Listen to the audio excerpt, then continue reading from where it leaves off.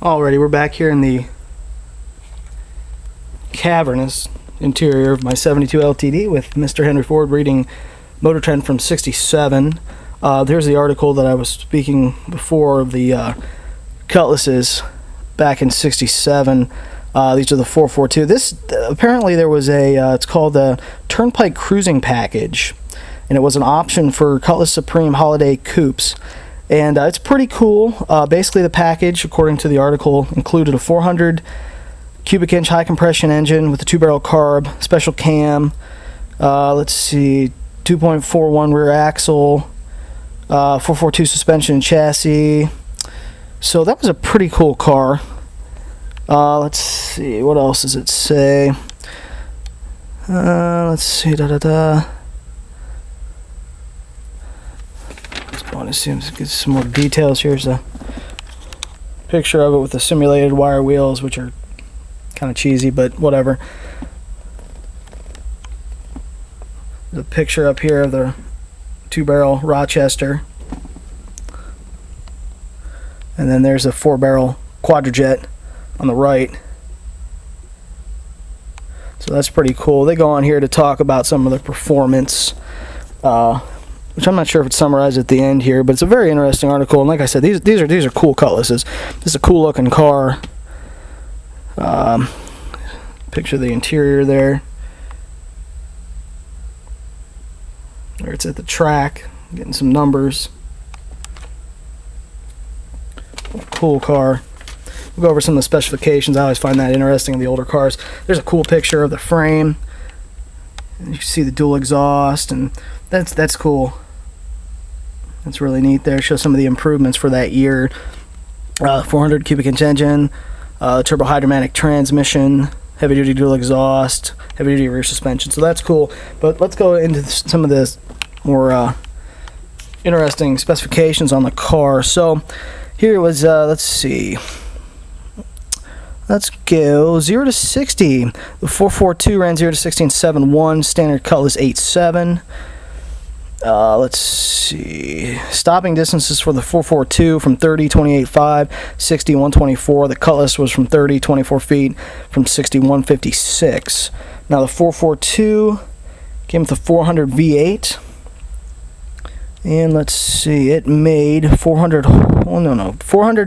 cubic inch, made 350 horsepower, 5,000 RPM, 440 pound-feet of torque, 10.5 to 1 compression ratio with a single 4-barrel, whereas the Cutlass had a 400 V8, let's see, displays 400 cubic inch, made 300 horsepower and 425 pound-feet of torque at 3,000 RPM, 10.5 to 1, and that had the single 2-barrel on it.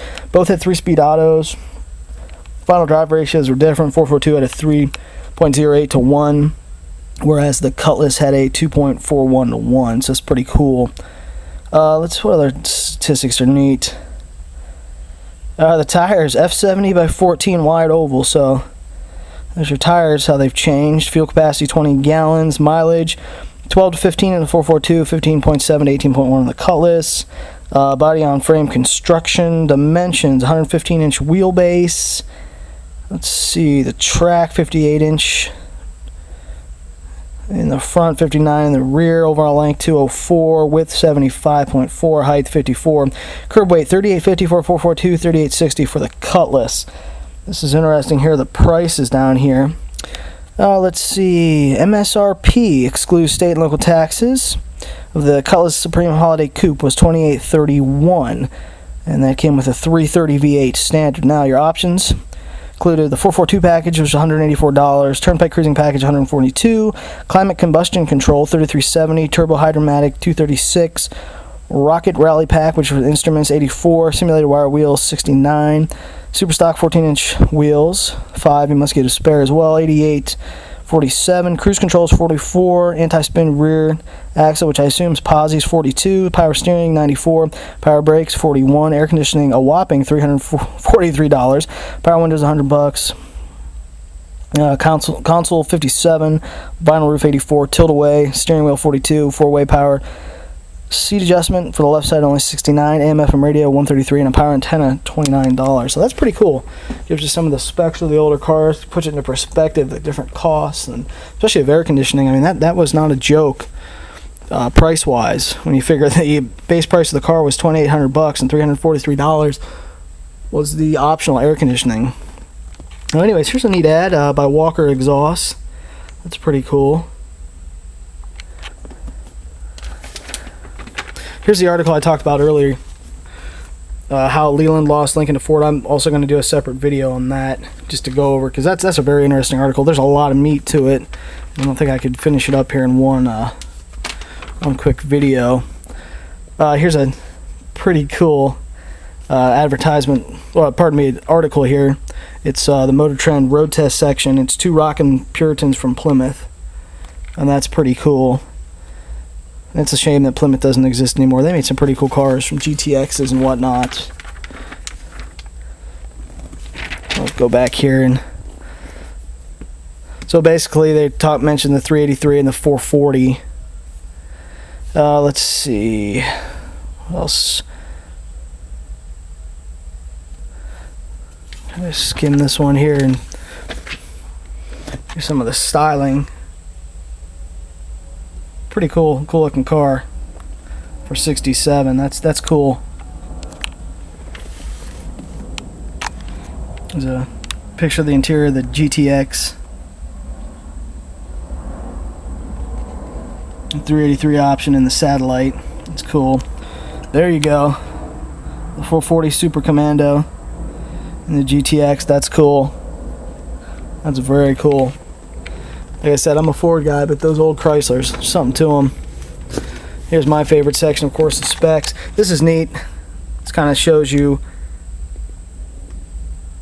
some of the features of the car. You get 150 mile-an-hour speedometer, 440 Super Commando V8, 2 simulated hood scoops, heavy-duty suspension, 3-speed torque flight, red streak tires, simulated mag covers, flip-top gas cap, and dual deep-tone exhaust. Thank heavens, dual exhaust. Go into some of the specs here. How the cars performed. The 383 ran 0 to 60 in 8.6 seconds. The 440 ran 7 seconds. Let's see. Quarter mile times for the 383 were 16.3 at 90 mile an hour. 440 is 15.4 at 94 mile an hour. What else is here? Stopping distance. A satellite with drums. 30 feet, 30 miles an hour, 36 feet, 60 miles an hour, 155. And the GTX with front disc was 30 miles per hour, 32 feet, and 60 miles per hour, 158. The different specs here on the engines. 383 made 325 horse at 4,800 RPM and 425 pound-feet of torque at 2,800 RPM. 440 made 375 horsepower at 4,600 RPM and 480 pound-feet of torque at approximately 3,200 RPM. Both both had single 4 barrels and 3-speed autos. The final drive ratio on the 383 is a 294 to 1 and a 323 to 1 on the 440. Pretty cool. Obviously, let's see here. Here's mileage. The 383, 13.5 to 16.8 miles per gallon, and then 9.8 to 13.1 for the 440. Fuel capacity was 19 gallons. Go back to our favorite part here and prices. Well, curb weight, 383 weighed in at 37.42 and the 440 at 38.51. The MSRP on the 2-door V8 Satellite was $27.69. That came with the 273 standard. The 2-door GTX came with was $3,178. It was a 444. Let's see, 440 4-barrel V8 auto trans handling package. Options and accessories: 383 4V engine, 149, 426 Hemi, $546. 3-speed auto, 216. That was standard on the GTX. 4-speed manual transmission, 188. Front disc, 69. Power brakes, 41. Power steering, 89. Air conditioning, 338. Heavy-duty suspension, 21. Sure grip diff, 37. Center front seats with armrest, 52. Power windows, 100. Front console, 52. And the road-styled wheels, set of 4 is 97. Gives you an idea of some of the specifications there. I said, a pretty cool car, whether it be with the 440 or the Hemi. Pretty sweet. But we'll continue on to the next segment here in just a moment.